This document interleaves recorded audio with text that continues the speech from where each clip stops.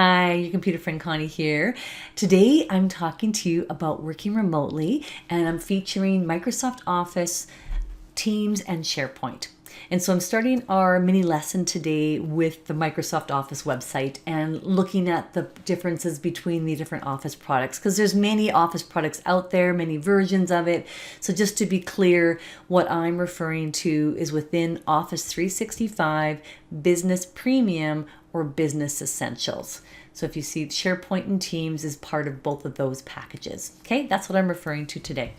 So I'm going to start us by looking at just really a tour of what is SharePoint, what is Teams, why do I care about these products, and why might that help me work better remotely.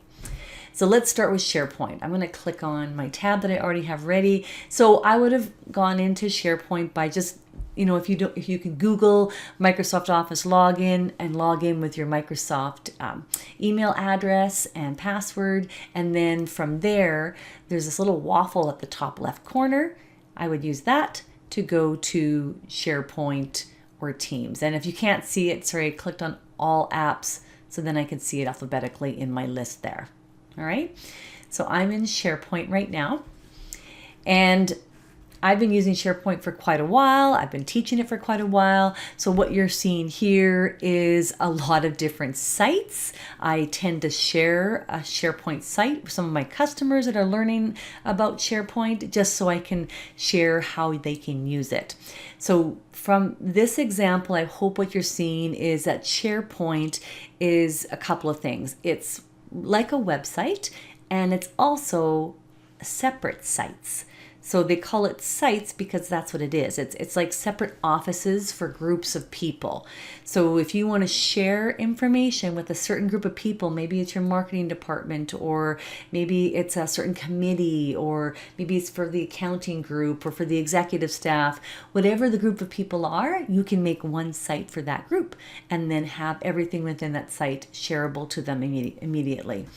All right, so I'm just going to take you to an example of what a site looks like. So this is all the sites kind of in one screen, and there could be more, by the way, but this just gives you a pretty good idea of it. And I'm just going to click on the tab I have open for one of my sites, and this is the site called Mission, and it's just a general site for really demo purposes. So in this site, the main purpose of this particular site for me is to show you how to store documents and store folders. You see at the top of the site, I do have the option of adding in news. So any kind of news of the day that's important for your company to make sure all the team members know about could be posted here. So rather than sending an email, rather than having to have a newsletter, you can just have that news and information right on the site so they can see it quickly. You can have links to other things on your site, and of course this little document library that I'm showing here. So this is just a very basic layout of a SharePoint site. You can get a lot fancier than this, do a lot of customization, add a lot more information, but this is just to get your feet wet and show you what's possible. So anything on this site is shared with the group of people that I invited to this site. So that's one of my options, is when I create a SharePoint site, it asks me or allows me to invite other people. And that's usually within my own company that I'm inviting. If you want to invite external people, you can. That usually means they're just guests, which means that they have read permissions only, so they can't edit stuff. So there are ways of getting around that, but that just involves changing some permissions. All right, so I'm going to go from here, from SharePoint. So SharePoint's a storage system. It's taking the place of that server, that shared server that you might have at your office. It's now your server in the cloud for a group of people that need to share information. All right, so think of SharePoint as being multiple servers for multiple groups of people. Okay, so now I'm going to move into Teams. And Teams is an amazing product that Microsoft's put out. Love, love, love Teams. Teams is a place where you and your team can communicate on many different levels. And Teams can take the place of so much stuff. In fact, I think Teams will hopefully lead to the need for less email overwhelm. Like, we don't need to email each other as much if we use the products Microsoft gives us, like Teams. So let's just show you an example of what I mean by that. So in here, I'm in my Teams app. And by the way, I would have downloaded it from that Microsoft Office site that I was just on. But I'm in my Teams app, and with the team, you have what's called channels. So the left side of the screen here is my channels, and a channel can be locked, which means that, even though this is for, let's say, the entire team within the Mission Computers office, I might only want the budget information to be a couple of people. So I can lock a channel so that way I can just have a little bit of extra permission levels put on there. So let's just start with the general channel. And what happens here is that I always start with posts, and think of posts like texting.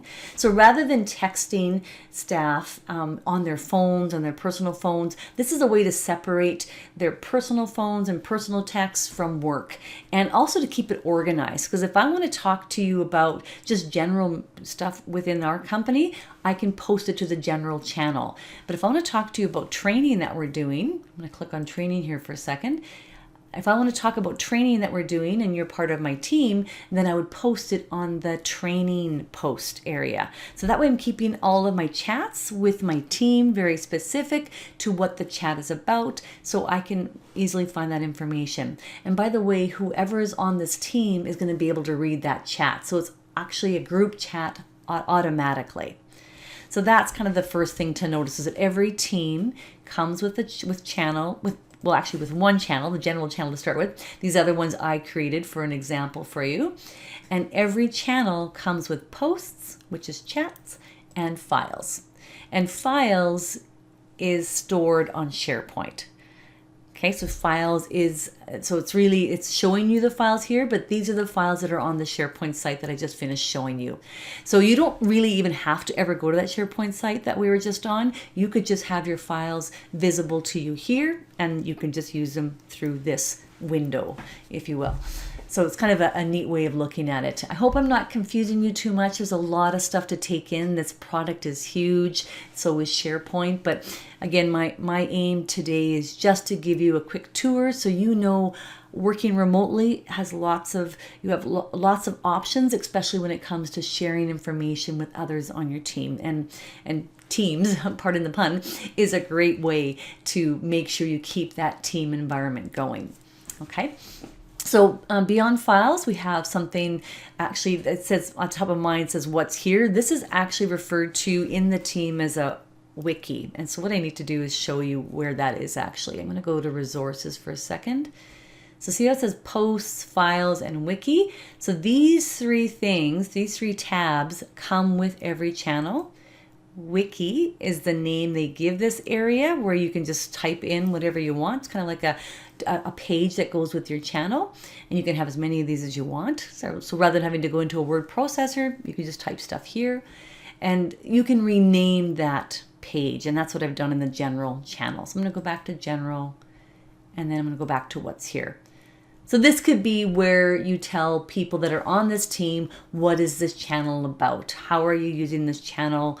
What kind of information to find here? How to go about finding it? This can be like your glossary page or your description page or your process page, because it's attached to the channel.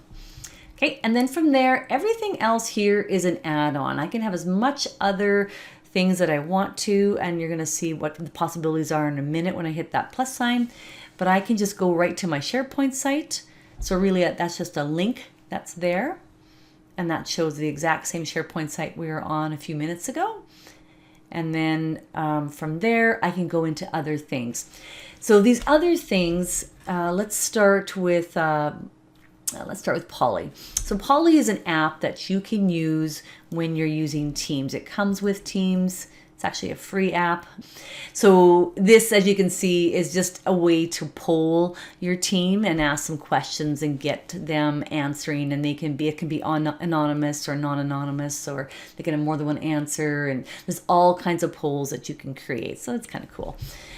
Planner is another thing that you and your team might want to share. And this is a place for you to have multiple tasks shared by a group of people. Okay, and these tasks can be organized into what's called buckets. So, and then you can assign it and keep track of where people are at. This planner thing, I could spend 2 hours talking just about that. There's just an amazing amount of stuff. Well, maybe not 2 hours, but I could talk about it for a while. I love Planner. It's a great way to organize tasks amongst a group of people. Okay, and then the next little tab here I'm going to show you is called Microsoft Office. And really all that is a website shortcut to the website I was on earlier with you. So this is a live website. And it's just telling me it hasn't loaded, so I just have to refresh it. So that's what's possible at the top here. I'm going to hit the plus sign and you're going to see what else is possible. There's lots of apps you can choose from. Some of these are free. Some of these are part of Microsoft Office. Some of them are add-on apps that could be offered to you on a trial basis so you can see if you like it. And then, of course, you're going to pay for them if that's what you want to do. But there's hundreds and hundreds of apps. So lots to choose from, lots of possibilities. And again, all of this stuff at the top that I'm showing you is part of this one channel that I'm in. And you can have different stuff at the top. So if I go to resources, that's part of a different channel. So what I need you to do is just think a little bit about what group of people do you work with where you have to share information, and what's that information you're sharing? What's the purpose of it? What's the main topic? And that might be what the channel is. And then this is just going to keep you so organized in terms of your communication and in terms of your information and in terms of your collaboration. And so one more thing to say about that is the fact that when you're in the posts area of the channel, at the very bottom, there is a little, I guess, video camera, if you can see that, me hovering around it. If I were to hit that right now, it would let me create a meeting for my team in this channel right now. So this is going to replace Skype at some point into the future. This is really your Skype meetings. All right, so, and there's a lot more stuff. I hope you like this tour. I maybe went a little bit long, but this was just your quick mini lesson on what's possible when you want to work remotely and you want to share information. Thanks for watching and have fun. Bye-bye.